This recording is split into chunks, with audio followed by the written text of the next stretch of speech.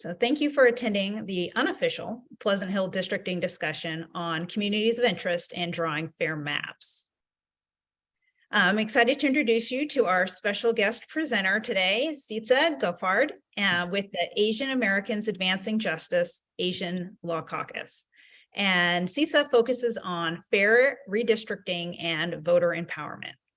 He previously worked on affordable housing and Section 8 rental assistance programs for the city of Boston. He also spent several years at the Consumer Financial Protection Bureau, leading projects to tackle racial discrimination in housing and lending. His research and articles have been published by the Brookings Institution, Cato Institution, U.S.-China Perception Monitor, and National Bureau of Economic Research. In addition, he's an avid public transportation enthusiast and served on the advisory board of Washington, D.C.'s transit system to advocate for more equitable metro and bus coverage. Sitza completed his graduate studies at Harvard Kennedy School and Tsinghua University in Beijing as a Schwarzman Scholar. He received his undergraduate degree from Harvard, and he served as class president and co-led a citizenship mentoring program for elderly Asian immigrants. So thank you for joining us tonight, Sitza. That's very nice, Michelle. I wasn't expecting you to go through my whole bio. I found it online. Yeah, you really dug through. That's very nice of you. Thank you. Well, hi, everyone. My name's Sitza Goffard. I'm the Senior Voting Rights Coordinator at, you say the Asian Law Caucus, or ALC. We're a nonprofit civil rights group based in San Francisco, but we do work all around California, especially Northern California. And I work on the voting rights team, which works on political empowerment, civic engagement, especially for like historically underrepresented groups. And I'm joined by my awesome colleague and our team leader, Eileen. Want to introduce yourself, Eileen? And not after that bio. We can pull up your bio too. You want us to pull up your bio? No, I'm only kidding. My name's Eileen Ma. I go by she, her pronouns, and I work with Sitza as part of the voting rights team housed at Asian Law Caucus. I'm actually a part of the Asian Americans Advancing Justice Affiliation, which is 5 different civil rights organizations working in the Asian Pacific Islander community. And I work on a national voting rights project where we seek to support groups that are doing voting rights advocacy in various spaces and to find ways to just bolster the power of API representation generally. So happy to be here tonight, mainly just to watch Sitza work and to be a resource as possible and to consider what future support we can provide as well. So thanks for having me as well. Thank you, Arlene. And Arlene's actually she has a legal background. She's a lawyer and she's worked in this space for a long time. I'm more of just like, my background's more in like data, demography, mapping. So I'm excited to work with you all to think about how we can build some maps that are representative of your communities in Pleasant Hill and kind of think through how to get more involved in the process, because it's really exciting. I want to add just really quickly that I'm also an organizer at heart, that while I am a lawyer by training, that I really cut my teeth as a union and community organizer. So I bring that lens first and look forward to supporting you all in that capacity as well as possible. Awesome. So yeah, I have some slides, and Eileen and I can talk about, just give maybe a little bit of an overview, because we've done this sort of work in other towns and counties around California. So maybe just get everyone on sort of equal footing here and share some background. But this is a really exciting opportunity in Pleasant Hill. We usually present about redistricting, but in Pleasant Hill, we're talking about districting because it's the first time ever that Pleasant Hill, at least for city council, is moving from at-large elections to district elections.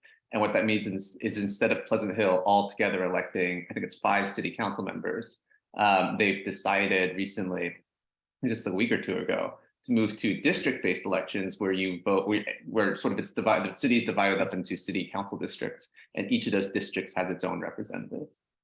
And historically, that leads to more diverse representation and representatives who are a little bit more tied to their communities, and hopefully more accountable and more responsive to community needs too. There's a lot of research on that topic, and I'd be happy to send you articles about it. But it's definitely, I think overall, a pattern that we see. So, is this working? Can you all see this? Okay, Well, I guess some of the goals for today are just reviewing what the districting process is about and talk about the timeline in Pleasant Hill and the ways to get involved. And actually, I'd love to hear from you all on what you've seen about that, because I haven't seen too much yet. But they're supposed to have a timeline published. And then identify ways to get involved and learn about how we can map together and describe our community for districting. So what is districting or redistricting? Districting is the process of drawing legislative district lines. Normally, in most places, it happens every 10 years after the census. But in this case, it's happening when an at-large district, such as Pleasant Hill, transitions to district-based elections.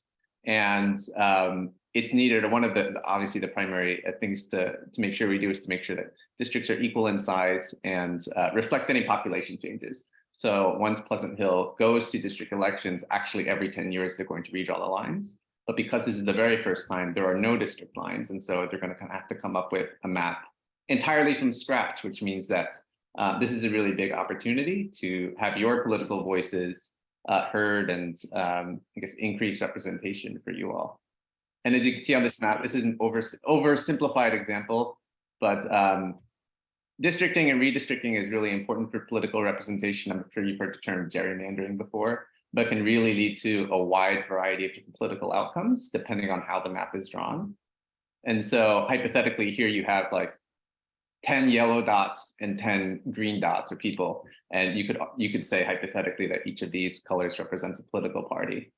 And so in this case, you have 20 people, let's say in this town, and 10 are green and 10 are yellow. But the way you divide these people up into districts can have a big influence on how these folks are represented.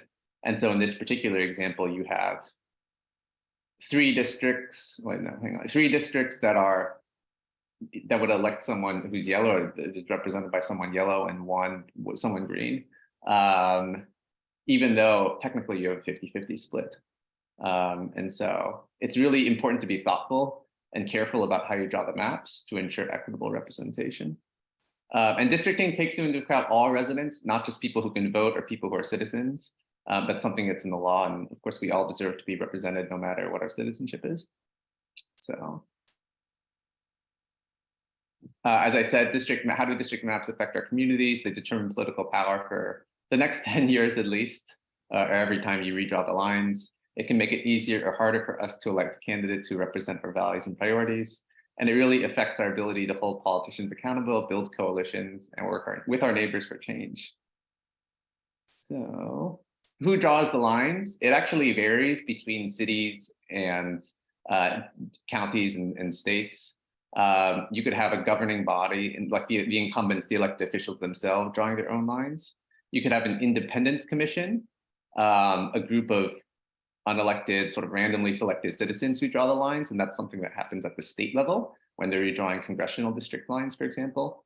And you can have advisory or hybrid commissions that sort of provide advice, and then the governing body ends up voting on whether or not to adopt that map. And this happens at all different levels of government. As I said, it happens at the state level. It happens, congressional districts and state assembly districts. But it also happens at the county level. It happens for city councils, board of supervisors, school boards, special districts, you name it. Almost any type of political jurisdiction is subject to districting and redistricting. So it gets really technical and in the weeds, and that's what we think a lot about on the voting rights team at ALC. Oh yeah, so there are obviously rules for map drawing. It's not totally arbitrary. When line drawers create district boundaries, they have to consider the following criteria in ranked order. So the first is population equality. So every district has to have roughly the same number of people. And usually that's interpreted legally as plus or minus 5% of population deviation. They have to conform to the Voting Rights Act, just civil rights law, and of course the US Constitution. They have to be contiguous, so they can't be split up into many different parts. They have to be one, connected area. It has to leave neighborhoods and communities of interest together, and we'll explain more about what that is. But it has to essentially be responsive to community feedback. This next step, number 5, is more specific to counties, but it should try to leave cities and census designated places as intact as possible. It should respect natural and person-made boundaries. So that could be lakes, it could be roads, highways, you name it. And then finally, it should try to be relatively compact, and so it shouldn't be some long wiggly snake that sometimes you see in highly gerrymandered. I'm sure you may have seen this in maps or in textbooks.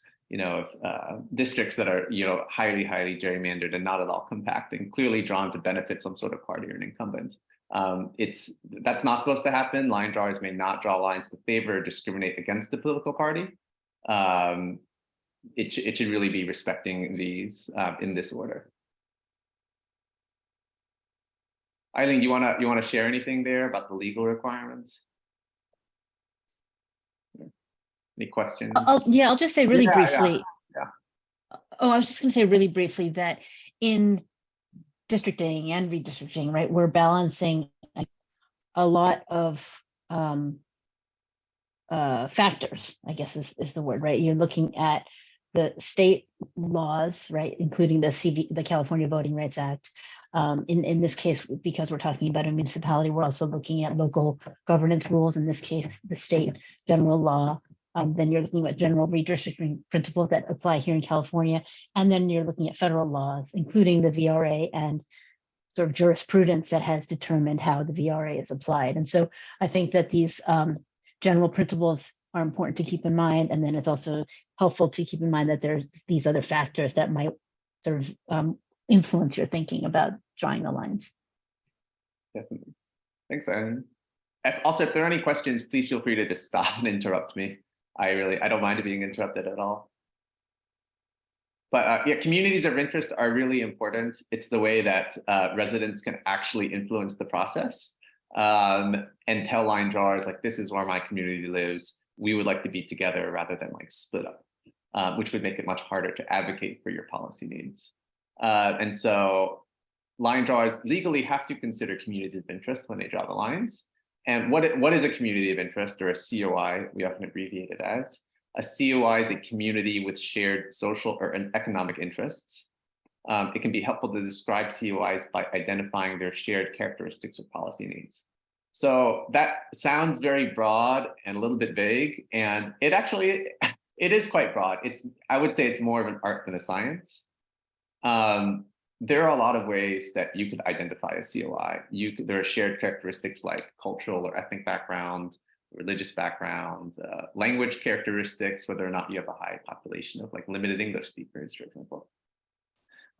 People who work in a certain employment or industry, certainly income level, economic demographics like the share of renters versus homeowners. So those are in terms of characteristics and demographics. And then you also have a lot of shared interest in policy concerns. So if a group of people in a neighborhood is really concerned about certain environmental conditions, or the infrastructure, public transit of the neighborhood, or healthcare access, education access, affordable housing, services for elders. This is just a very short list. It could go on and on, but these are all different ways you can define a community of interest and link a group of people together. Under California law, community of interest cannot include a shared relationship with political parties or political candidates. It also can't just focus on, you can't just focus on one of them, or you really shouldn't. It's a better idea to sort of link a few of these together and talk about why a community is, is cohesive and has a lot in common.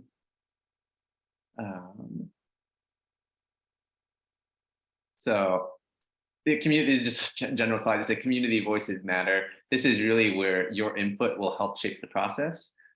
This is the way for line drawers to understand your community and where it lives. And they want to hear from you directly. A huge part of the process is COI input. So there's actually dedicated stages of the process where they wanted to collect your feedback about where your communities live and what matters to them. And that's how they will end up drawing the lines. So it's really central to the districting process, to understanding this concept of the communities of interest. And so we're encouraging everybody, once it gets to that stage, where we're encouraging everybody to share your COI input with the city council that will end up, and the mappers that will end up drawing the lines. And I'll share an example of what that type of input may look like. but generally you want to make sure you state your name and your community, give them specific boundaries of where your community is located.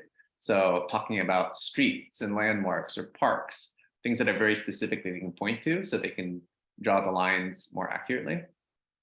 And then talking about characteristics that your community shares from the list I presented earlier. So similar backgrounds like language skills, ethnicity, socioeconomic status, relevant history or data that you want to point to, and then certainly highlighting any similar policy needs. And then if there are any neighboring communities that are, let's say it's geographically a different neighborhood, and it's not technically the same, you wouldn't identify it as the same neighborhood or community, but you think they have a lot in common with, and you think that they would be well suited to be drawn into one district, that's also something important you'd want to share.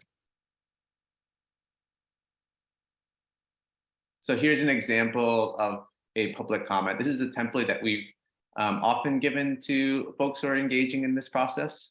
And many people have used this to make either written or oral testimony in front of their city council or whoever ends up drawing the lines. It doesn't need to be long, it can be a couple paragraphs. And I can email this around, but this is just an example. If you want to screenshot it or something. Go back to this.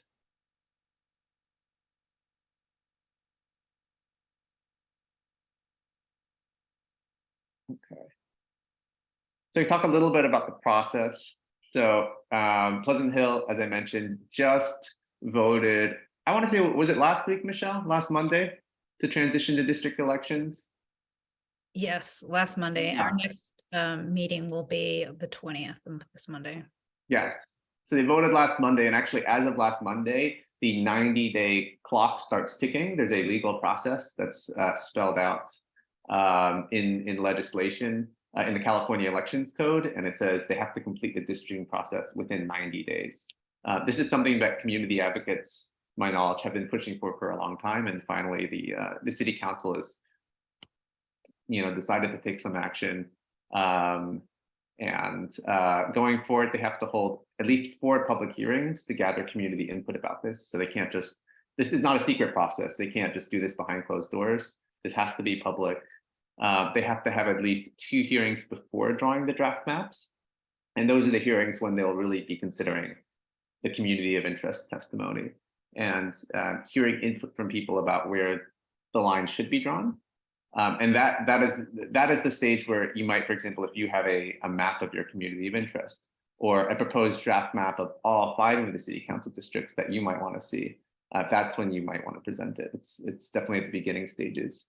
And then then the mappers take a look at all that community input and all the data, and then they start mapping, and then they'll come out with draft maps, and they have to publish those online for, I think, at least a week at minimum.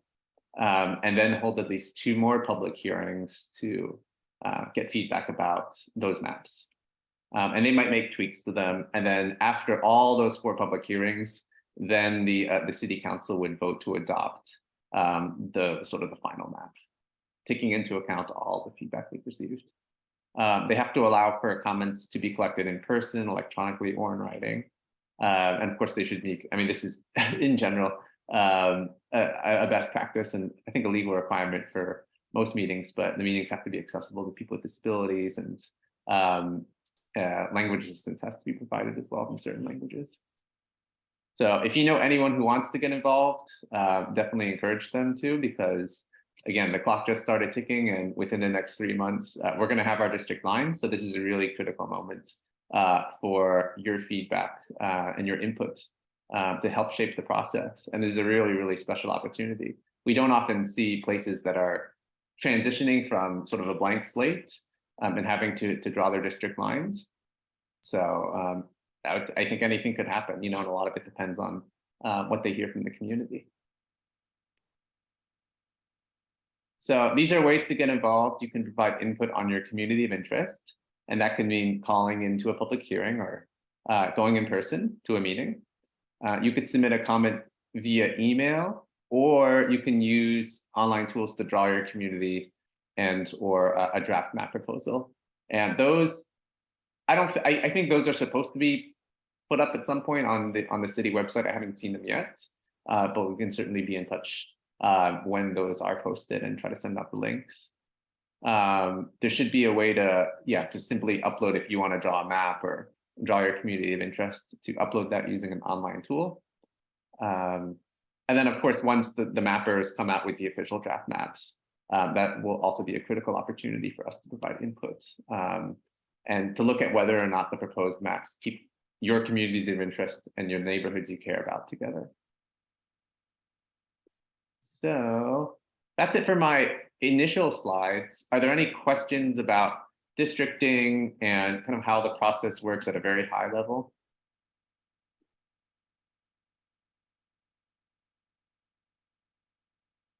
Actually, maybe before the question, I'd like to add one thing. Yeah, go for it.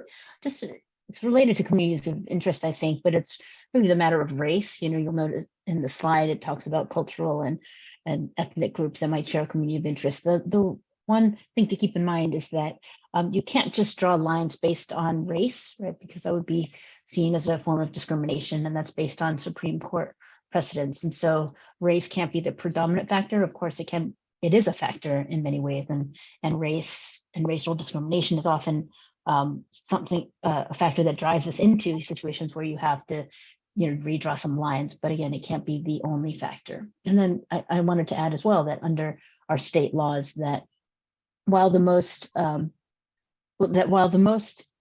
simple and maybe conventional thing to do would just be to draw the number of districts that you currently have, the number of council members that you currently have, the state law does provide that you could draw a different number of districts, right, as well as change your system to a different number of districts plus an elected mayor, because I think that question had come up before in some of our earlier conversations. So I just wanted to flag that as well. Right, definitely. So if folks here feel that Pleasant Hill would be better served by having, 7 city council members, for example, if that's something that people have felt for a long time, this is actually a really good opportunity to bring that up, because it would be relatively easy that, for the city council to think about that question and end up drawing 7 districts. Maybe easy is not the right word, but this would be a natural opportunity to bring that that complaint up, I guess, that grievance. Do we have another question from Roxanne? Yeah, just a couple. One is the city required to hire a demographer to help in, looking at, how the district maps could be drawn? That's one question. And then my second one is, I've had more experience with a school district going through it in an area that I work.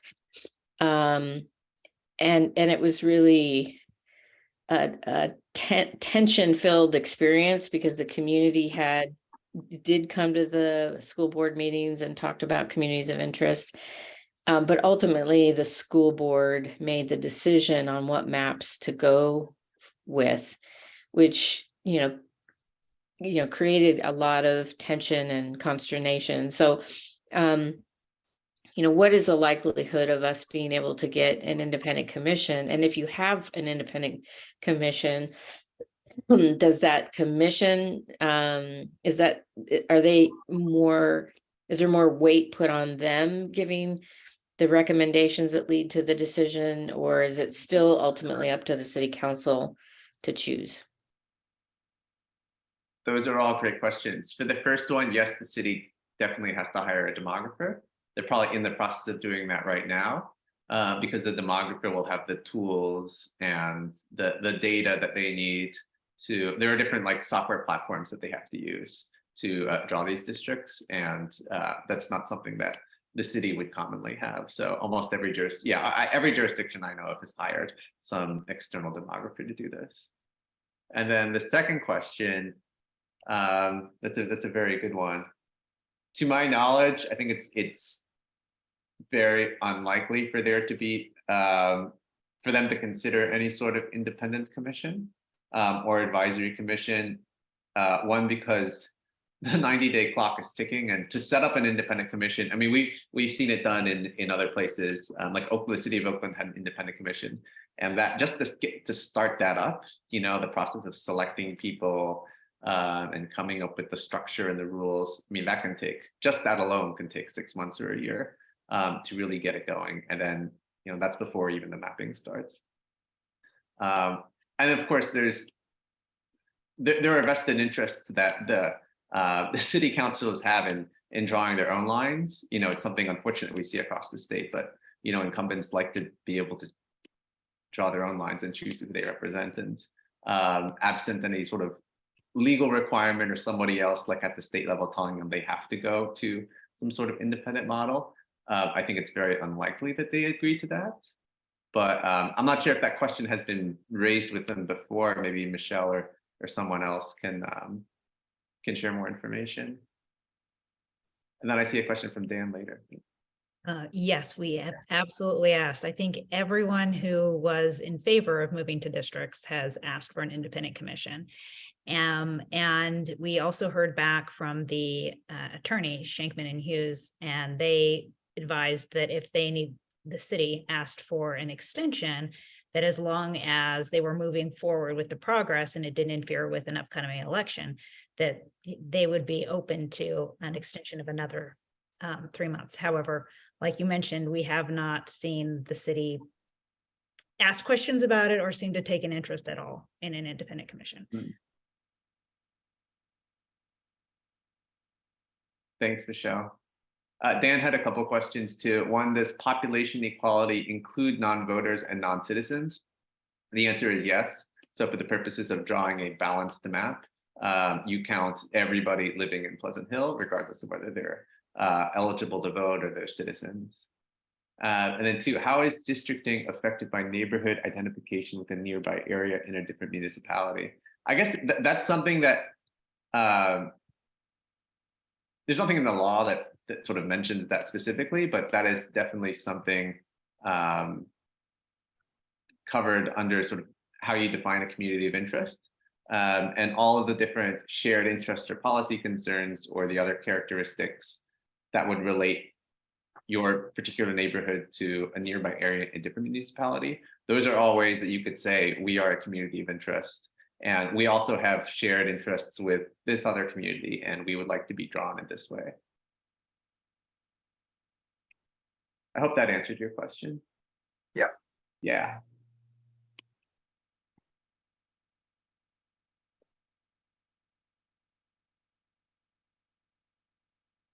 Any other folks?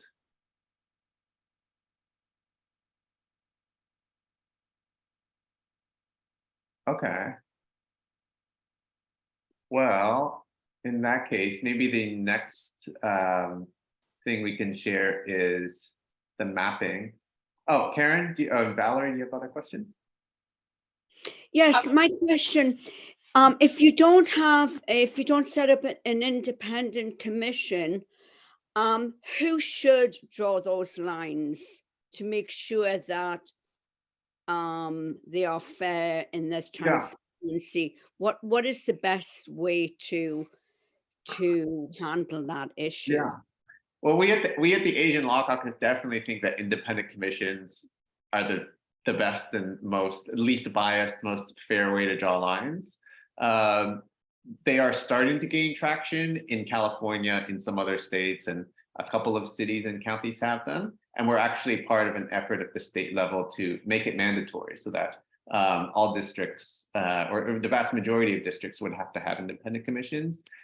We're not there yet.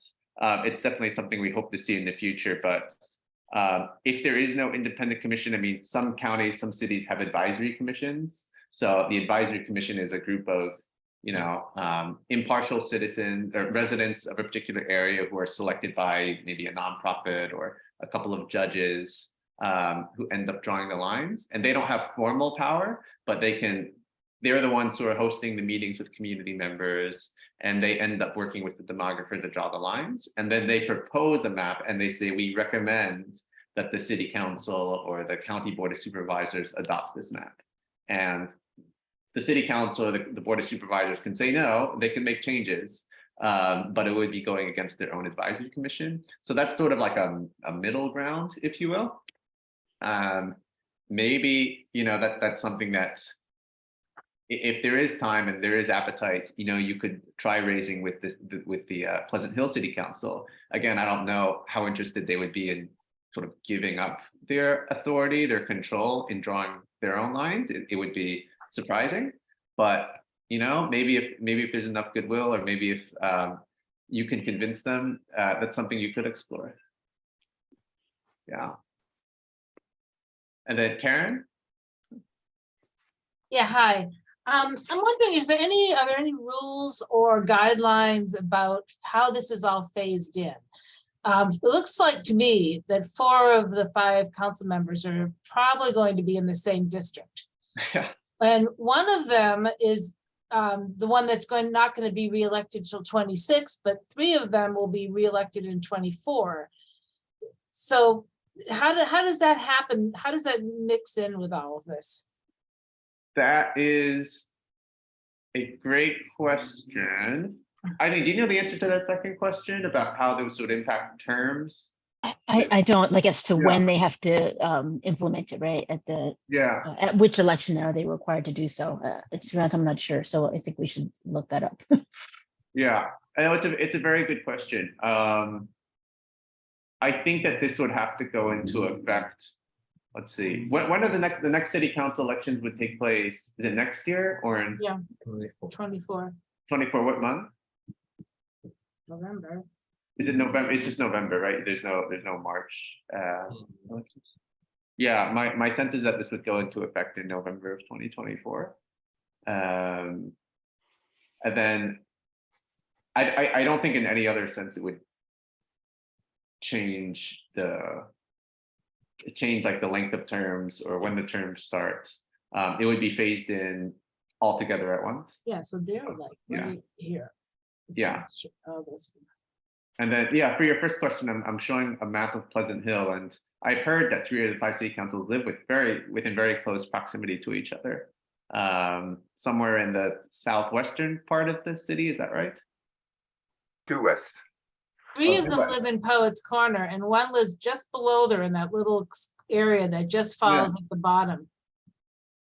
Yeah, I mean, I think this is why this is going to be an extremely interesting districting case to watch, because if they want to draw districts in a way that keeps their seats, they're going to have to draw them in a very strange way, in a way that I think will be obviously gerrymandered or biased in favor of incumbency protection, and so, which goes against the spirit of how districting should work, which is really in response to what the communities want. So I think this will be a really interesting case to watch, and I hope that they are responsive to community members and not just drawing lines in a way that they can protect, where their home is, making sure that their home stays within their district. I don't even know if that's possible, but yeah. I think ultimately this will be a matter of what kind of political will you all can generate, right? The degree to which you all as a community can rally around a particular map, or sort of maybe when needed advocate against maps that look a little kind of screwy in some way. Yeah. That's going to really determine what they ultimately decide on. Right, absolutely, and that's why it's really important to pay attention to these maps, because in so many jurisdictions, at least historically, this is not an issue that that many people get excited about or that many people know about, and so oftentimes in situations like these, incumbents could just easily draw maps and have a hearing that nobody attends and just kind of vote to pass a map, and nobody really notices it until it's over. So that's why it's really important to be very attentive to how this process goes. It's certainly something that we will be watching closely, and it's something that we hope you all will get involved in and stay excited about, because it's really important that they know that the community members are watching and that this is something that we're going to have a voice in too. Dan?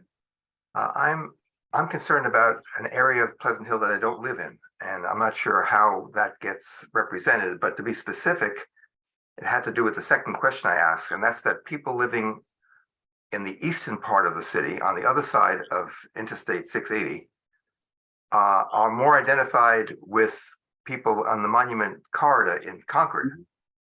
And that it's also an area with a larger number of Spanish-speaking residents than the rest of Pleasant Hill. So I'm concerned that since they are already somewhat disenfranchised, given their geographical isolation, how districts can be designed so that they have more impact on what happens in the city in which they live and vote. Yeah, definitely. The way that this neighborhood is drawn will have a big impact on how they're represented.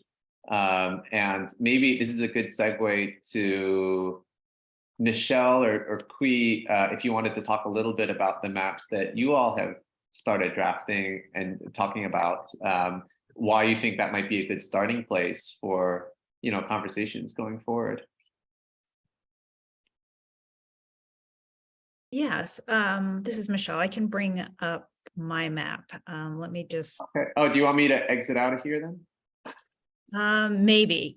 Okay. Let me do that. Well, oh, yes, because this is very similar, but I think. Oh, you have a different one? Okay. But we can talk about this one. Oh. No, go for it. Go for it. I'm going to take this moment and just excuse myself. I'm sorry, everyone. I have to run. But I will look up that question about the implementation question and then get back to seats on it. Thanks, everyone. Thank you. Okay, let me take a quick peek. Able to share your map? I think so. I have a couple I've been working Yeah. on. Let me see if I can. And I need to take something out of the oven. I'll be back in 30 seconds.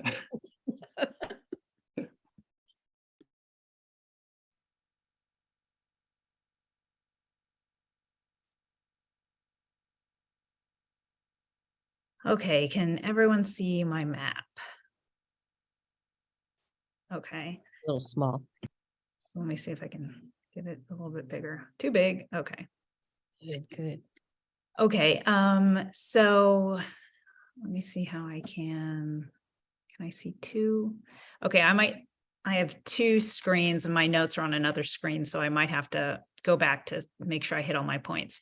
But so this was a map that I looked at creating because one reason is Dan's reason as well. I'm concerned about Monument and our communities around 680 and Contra Costa Boulevard. So I'm trying to look at multiple communities of interest and what they might look like for 5 districts here. So in blue, it's keeping College Park and Camelback together. And it's being aware that Taylor Boulevard is a major road in our area. So we kind of have that as a breaking off point where it goes into green, which is more of the Gregory Gardens area, which does go up to Contra Costa Boulevard. But on the other side, we have turquoise, which covers the demographics that are more in a high density housing area, as well as our transportation. Our bus route really runs up and down Contra Costa Boulevard, as well as Gregory. So if you see where yellow and red meet, that's Gregory Road or lane, I don't remember. Then the reason the red section is kind of all moved together is because that's more of our, I guess, low density housing or single family homes that have a larger yard.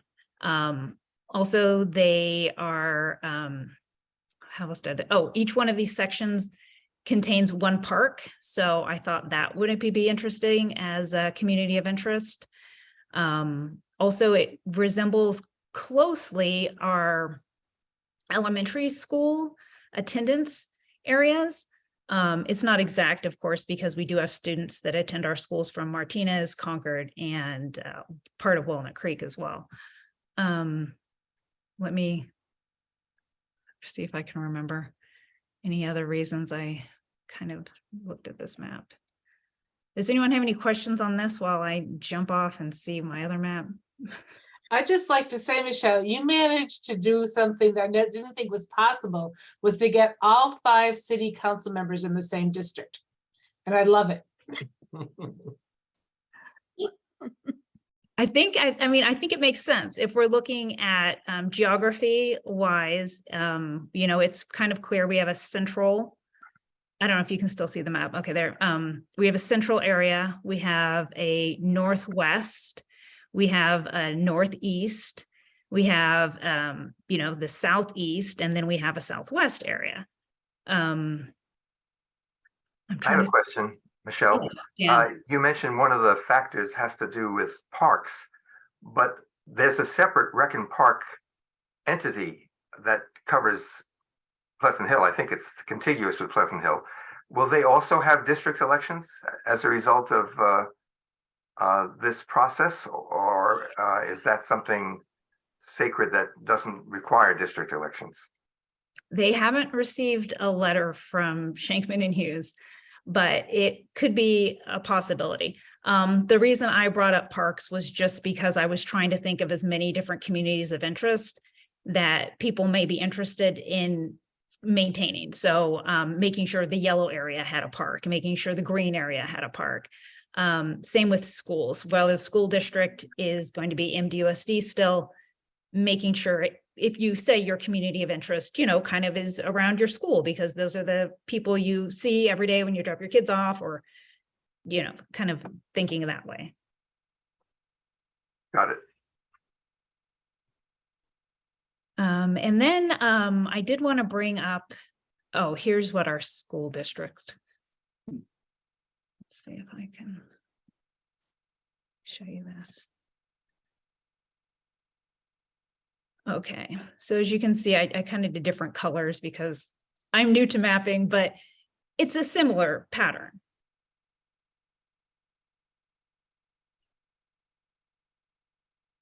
Also, I wanted to bring up our zoning map so you can see how I also thought it looked.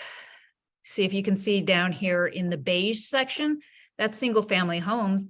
And that's pretty much where the red area would have been on the maps.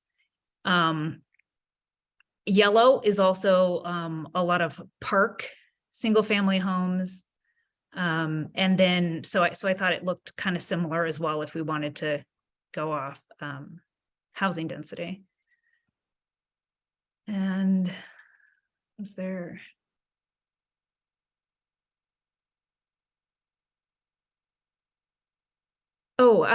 I just wanted to mention the map is not perfect because each district had to have a similar population size. So there were a few areas that might have looked odd, but the last important piece I thought of the map was the blue area manages to be a minority majority district for voting age population. So we were able to, hopefully increase minority votes, voice, and representation for our blue district. If you go back to the map, do you want to show the percentages? If you hit that, you see evaluation. Okay, let's see. Evaluation. And then voting age, there you go. So this is, and you can toggle these different filters if you want, but this is a breakdown of within each districts, what is the percentage of voting age population? People over 18 years old who are who identify as white, Hispanic, Asian. There are other filters too. And I did want to share the map if they decide that they want to do 4 districts and an at-large mayor.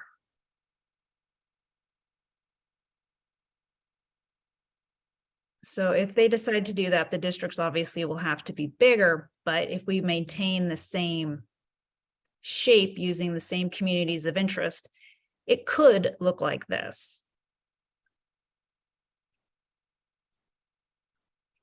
But we're hoping everyone kind of gives feedback and either draws their own maps or lets Sitza and I know maybe we can draw them. I'm not as good as he is or as fast, but starting to get the hang of it.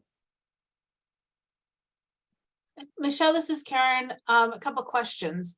If they decide to do this with the mayor, that would have to go through the whole city council process, right? Where, they get public input on that? No, from the way I understand it, and Sitza, you can correct me if I'm wrong, but that because we're not a charter city, that with this districting change, that they can make this change at the same time. So it seemed like you'd have to pay for somebody to take on the mayor job for 4 years. You'd have to pay them something more than the virtually nothing they're getting. Is that a consideration, or you think that's not, wouldn't even be a consideration as a budget thing? I'm not sure. I think the people we currently have in city council aren't worried about it. I Yeah. think they've found a way to kind of, it's more important for them to have that seat maybe as a name rather than the money. Yeah, no, I think that's true for the current ones. Also, the other question is, did they add Pleasant Hill to that software? Because I checked it out when you first sent out the email, and Pleasant Hill, I couldn't find it in there. So is that something they added more recently? No, we have to draw it ourselves, but. No, but I mean, as a city, because I went into that software, the district software, and I actually have a GIS background, so I'm pretty good at that. Oh, And Pleasant Hill wasn't there. I think I know how to. If you go to, were you using District R like this? Yeah. website? So go to data layers. Right? No, not the. Whoops. Oh, you want me to share my screen? Yes, if you can go to, the only way I was able to get to it was through Contra Costa County and then zooming in. Yeah. So usually, so when you open, can you see it? Does everyone see this? Yes. Okay. Sorry, my computer's a little slow. But when you open District R, it's going to look something like this, and you see all these census tracts, and you have to zoom in first and find Pleasant Hill, and then it won't even have these painted districts. You'll see this information should be on there, Pleasant Hill. What you want to do is go to data layers and then boundaries, and check the box that says municipalities. And here, then you'll see the boundaries of Pleasant Hill. And then you can start, if you go to this paint icon, then you can start brushing in each census tract or census block, and divide it up into 4 districts, 5 districts, however many you want.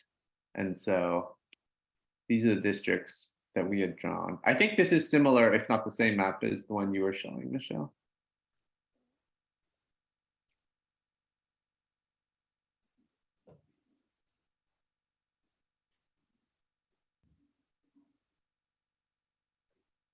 No, I think it makes. Oh, it's a little different. It was a little different, but yeah. But Karen's right? They're not going to be like, yeah, Michelle, this makes sense. All those communities of interest, we're going to give up all of our seats. So if anyone has feedback on other ways that we could draw a map potentially, that makes sense and includes different communities of interest and hopefully also maintains our minority majority district, that would be fantastic. Or is there anything that you see with these maps that you think, no, that cuts a community that we didn't see?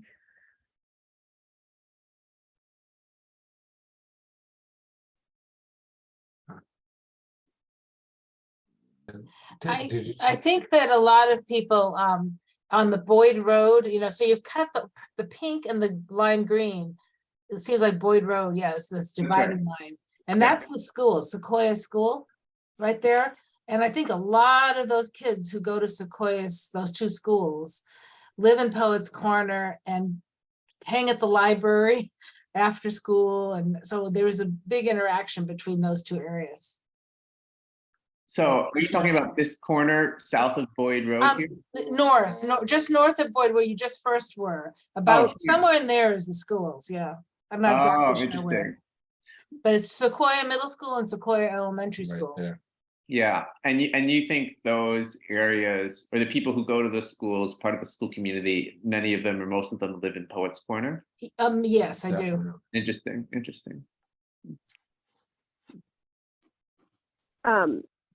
I don't know if you can hear me, but I can't see because I don't have any internet at my house, but so I'm hoping you can maybe send the map. Sequoia is a magnet school though, so there's a lot of people from all over the community, all over the district, I should say, that come there. And so the Poets Corner, their natural school is Strandwood and then PHMS.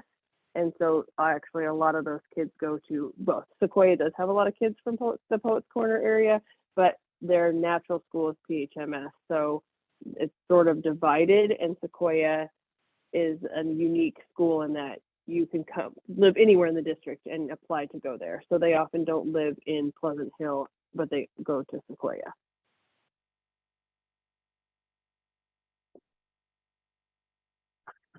And Michelle, there's also other schools as well, Pleasant Hill Elementary, Pleasant Hill Middle. So they're all kind of in that area. So just given that the district sizes have to be around 6,900 residents, there's always going to be a line that doesn't quite fit everything. And then the kids will and that would be crossover. So similarly to the yellow and blue up on the upper left-hand corner, Morello divides those two district, but all these kids go to Valhalla and Valley View and College Park, and so it's always going to be a line that sort of divides the neighborhood. So it sort of depends on what the communities feel is most important as sort of what kind of keeps people together in their community of interest. But for school district, it's going to be a little bit tough just given the small sizes of the districts. I have a question. I've had let's just say some mixed experiences with our city council, ranging from very positive to not so positive. And I'm wondering, I'm on the assumption that they focus on self-interest rather than community interest, since they seem to have rejected the idea of an independent commission. What in that situation, what could significant numbers of concerned citizens do? How would we get help to get them either to change the plan they come up with or to fight the plan they come up with?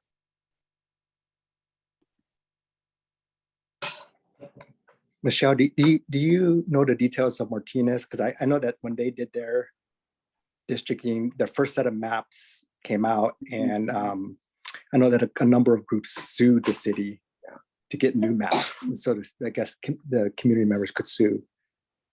So yeah, this is exactly very similar to what happened in Martinez. I want to say it was a few years ago, was it 2016, 2018, something like that, where they had incumbent, I think it was city council members drawing the lines, and I should show you the map. It is, it looks so unnatural and so distorted because all of them were trying to draw the lines in such a way that they would retain their seats, and they weren't listening to community voices. And as we said, there ended up being lawsuits that I forget exactly what the process was, but they had to ditch their original draft maps and adopt something that was a little bit more reflective of the community. And so I think the answer, it's hard to say for sure. I think the answer is we may have to wait until the first set of draft maps come out to see what it looks like and how bad it is, and whether or not they actually take community feedback into consideration. It's hard to know for sure exactly, but that's why we want to pay attention. And we alerted the ACLU and California Common Cause, who are two other groups that are very active in the voting rights and good governance space. And they've certainly taken on their fair share of situations like this as well. And so if we see something that's really egregious, obviously we're going to want to get involved from the legal side, but that's definitely more of a last resort. We really hope that the city council will take your feedback and take community members and input and really prioritize it. And another question I have is, when you have population balance listed on this chart, does that include all residents, or just voting age, or just citizens? Yes, so this population balance is all residents. Okay. So for the purposes of districting and redistricting, you just count everybody the same. Right. Thank you. Yeah. And is there a way for community to present their own maps, like presenting this map regardless of what the city council's maps look, at the same time they're doing their public hearings, the community could say, this is the map that we feel strongly about for these reasons. So like provide a co-presentation of a community map. Yeah, that's exactly what the hearings are meant to be for. That they're meant to be for residents and for community groups to come out and say, this is the map that I want, this is what we want to see.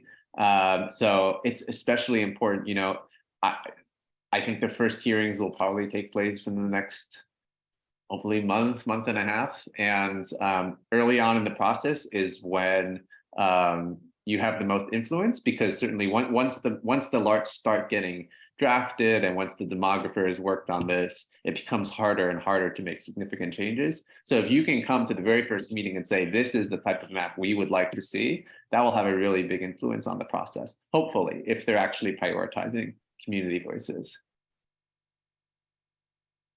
And to build off what Roxanne and Dan just said, and sort of give credit where credit's due, and Michelle sort of helping with this, getting in front of the messaging, I think is really helpful just from the advocacy point of view, because it's really hard to for the city council to bring up their own maps if there's maps already floating out there that the community feels strongly about. And so just the messaging part and the advocacy component, that if the community loves a certain map, then like you said, Ceci, just bring that up meeting one. Meeting 1 and 2 is just supposed to be for comments, but it doesn't mean we can't bring maps to meeting 1 and 2, right? And if you can get dozens or hundreds of people to email them, to call them, or to show up at the meeting saying, this is the type of map that we want, it will be harder for them to look you all in the face and say, no, actually, we're going to draw this other completely different looking map that happens to put us, to preserve our districts. So yeah, I hope this, and it doesn't have to be this map. This is just a starting place, but there may be, you may have a different map in mind, or we could also spend the next meeting workshopping this map, or drawing communities of interest. The main point is that this is a really critical moment to get engaged, and to make sure the city council members know that we're listening and we have opinions about the way these districts are drawn.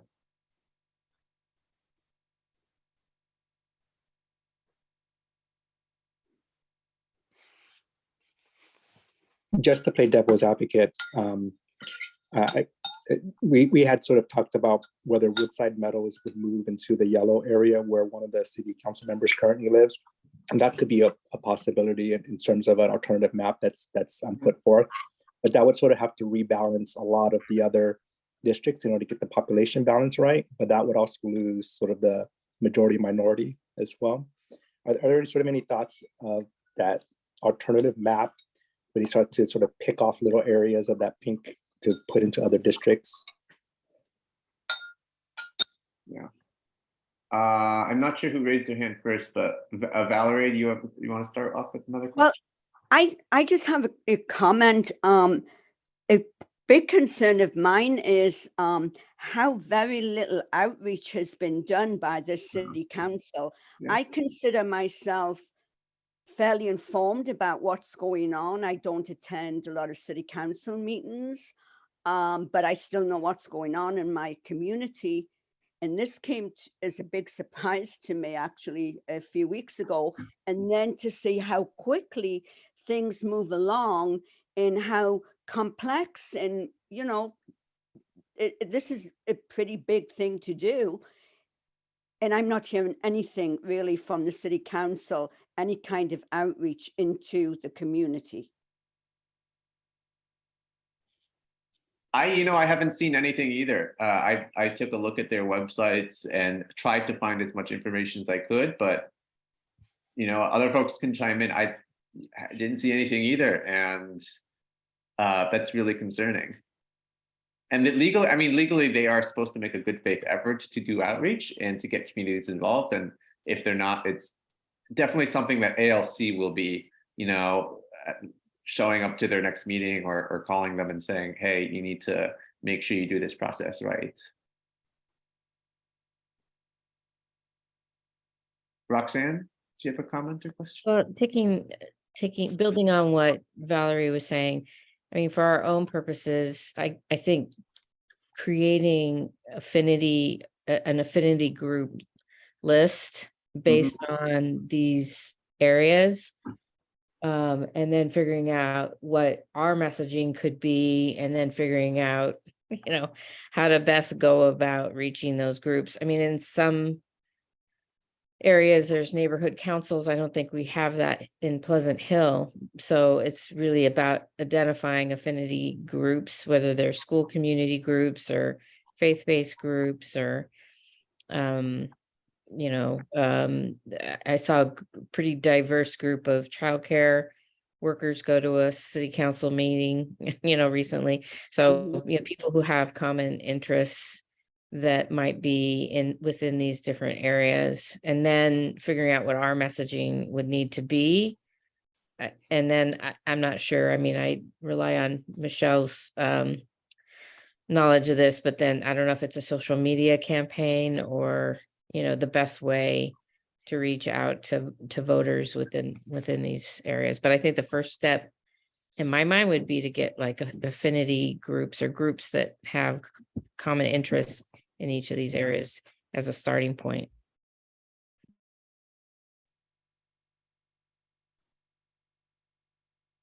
And I think that's a fantastic idea.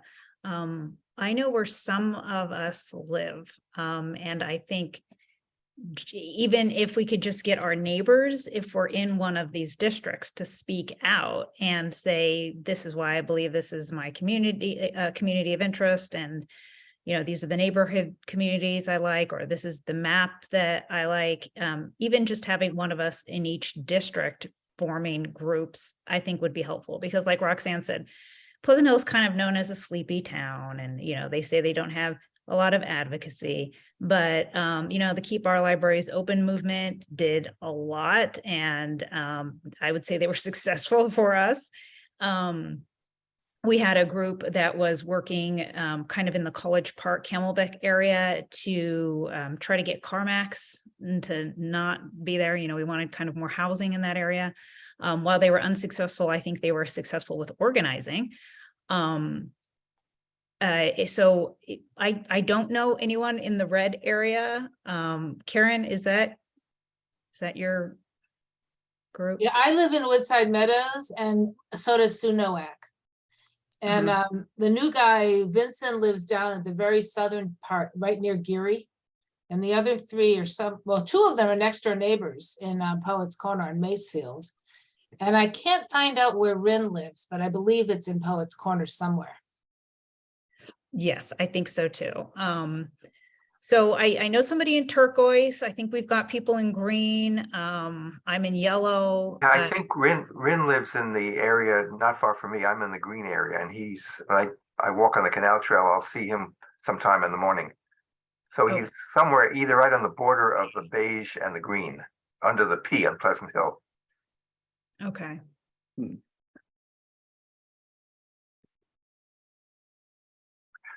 Question: that the URL at the top of the map, districtr.org, is that where we would be able to get a map and play with it? Yeah. Okay, great. Definitely. And it's free. I don't think you certainly don't have to pay for it. You might have to just log in your email, but then it's very easy to, it's like a coloring book. You just take a paintbrush and start painting the census blocks. And then you can, there's once you're done, if you see the save button on the top right, if you click save, it will come up with a link. And then that link you can share with other people in this coalition or your friends or other people you know. All right. Yeah. So I realize I think we're 10 minutes over, but what do you think are the good next steps for this group to keep the momentum going forward?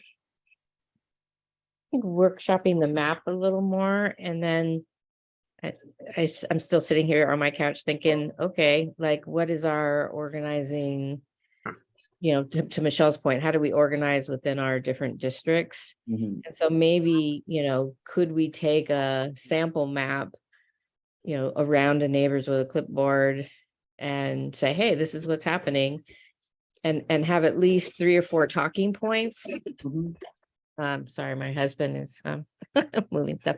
Having 3 or 4 talking points that we can say at the door, right? Like, this is why it's important for you to get involved. We want to hear your feedback, and then have some place for that feedback to go, right? Like some place at the QR code where they can get engaged in some way. So anyway, I'm just thinking through all those. Does If we- anyone know whether the city manager is in charge of this process for the city council, or the president of city council is in charge? 'Cause I'm interested in what the timeline is, what their plans are, and getting that information out to people. I think a great next step would be if one of you wouldn't mind emailing or calling the city council or the city manager and asking, saying, we want to get involved, but there hasn't been any information posted. You know, what is the timeline? When is there going to be information posted about this? That would be really cool. I'll be happy to do that. Okay.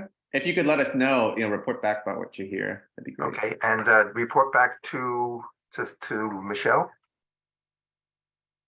Who would be the contact person? I can put my email in chat. I think if you received the Zoom information by email, because I think I remember seeing yours, Dan. Yeah. The CITSA's email address is also on those attachments. Okay, great. I will follow up tomorrow. And I don't know, Michelle, I guess you have most people's emails already, but if there's some broader way we can all stay in touch with each other and keep each other posted about what we're hearing from our neighbors or the city council, that would be really helpful too. And on Saturday, we're going to do the overview presentation again, but we would love to have you attend if we can kind of work on the map at that time as well. Yeah. Yeah, we can spend less time. I don't have to necessarily repeat everything in the presentation. We could just spend more time going over the maps and making tweaks.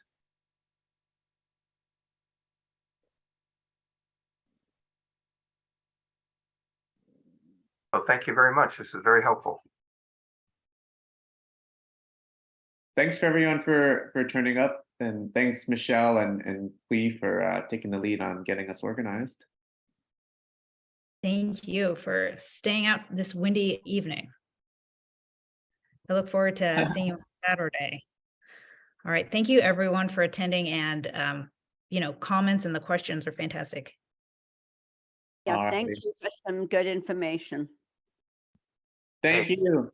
All right, Thank you all. stay dry, stay safe tonight. Bye-bye. Good night.